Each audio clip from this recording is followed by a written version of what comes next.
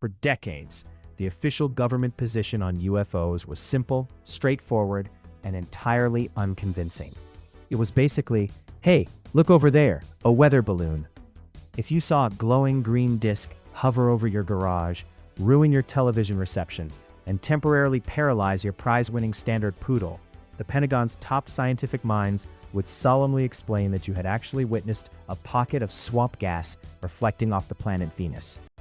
Caption: the Pentagon just released radar footage of objects making 90-degree turns at Mach 20 and called a press conference to discuss non-human intelligence. But if you think the military-industrial complex suddenly caught a case of radical honesty, you miss the entire point of having a military-industrial complex. The Pentagon just released radar footage of objects making 90-degree turns at Mach 20 and called a press conference to discuss non-human intelligence. This is the same Pentagon that spent 70 years telling your grandpa he was crazy for seeing lights in the sky. Now they're actively preparing congressional briefings about interdimensional visitors. If you think the military-industrial complex suddenly caught a case of radical honesty, you miss the entire point of having a military-industrial complex. The tinfoil hats are off, the corporate suits are on, and Washington is tripping over its own wingtips to validate alien phenomena. Following an avalanche of unclassified cockpit footage and grave congressional hearings, mainstream media did a complete screeching about face. They're not denying the phenomenon anymore. The physics don't add up. Here's what the newly released military files actually describe. Translucent beings making instantaneous direction changes that would immediately liquefy a human spine. Objects that completely vanish mid-flight. Manifestations that align more with paranormal activity than mechanical engineering. These anomalies don't behave like biological pilots flying craft made of nuts, bolts, and reliable cup holders. They openly defy classical physics because they're not extraterrestrial visitors with advanced technology. They're interdimensional entities. Think of a three-dimensional human hand reaching into a two-dimensional piece of paper. We're the terrified stick figures on that paper, panicking about the mysterious sky fingers. The objects behave like spirits, not spaceships. The visual evidence is shifting rapidly to match this reality.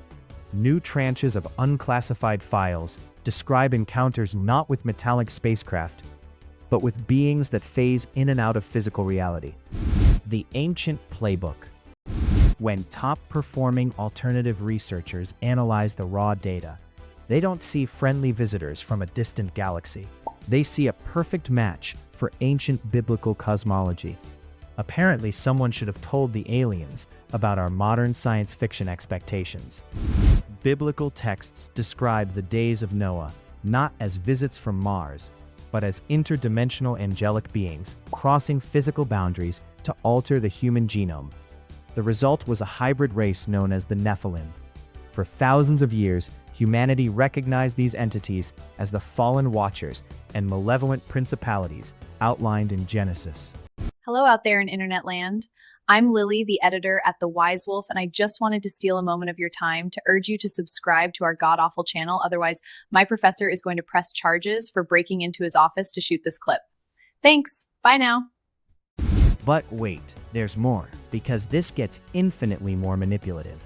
The current technocratic script is attempting the ultimate PR pivot. They're rebranding these ancient deceptive entities as our benevolent biological creators. Space brothers who arrived just in time to save humanity from climate change and war. How convenient that our cosmic saviors showed up right when the World Economic Forum needed them. The psychological operation.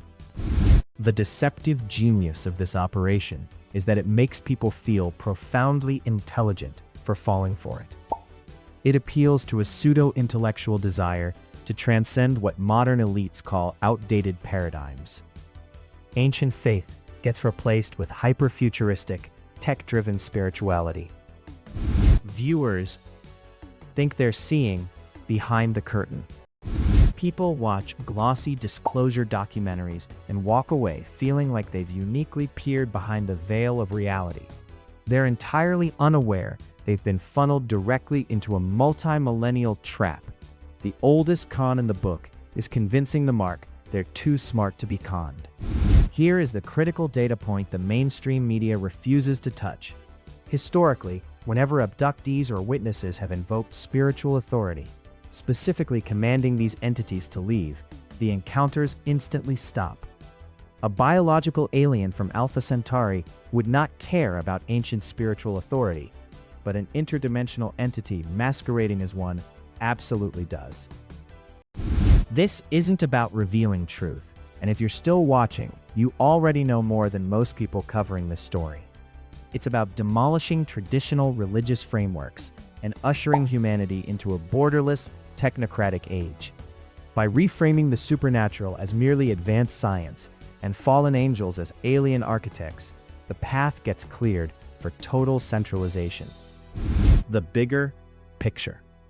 The UFO disclosure movement is spiritual scaffolding for the emerging technocracy. When governments suddenly start telling the truth about aerial phenomena, they're not experiencing a moral awakening. They're executing phase 2 of something much larger.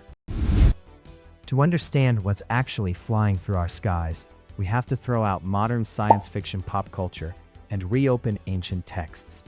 The strangest headlines of the modern era are simply the oldest prophecies unfolding in real time. But here's what makes this truly chilling. When Washington stops denying something, that's exactly when you should start questioning everything.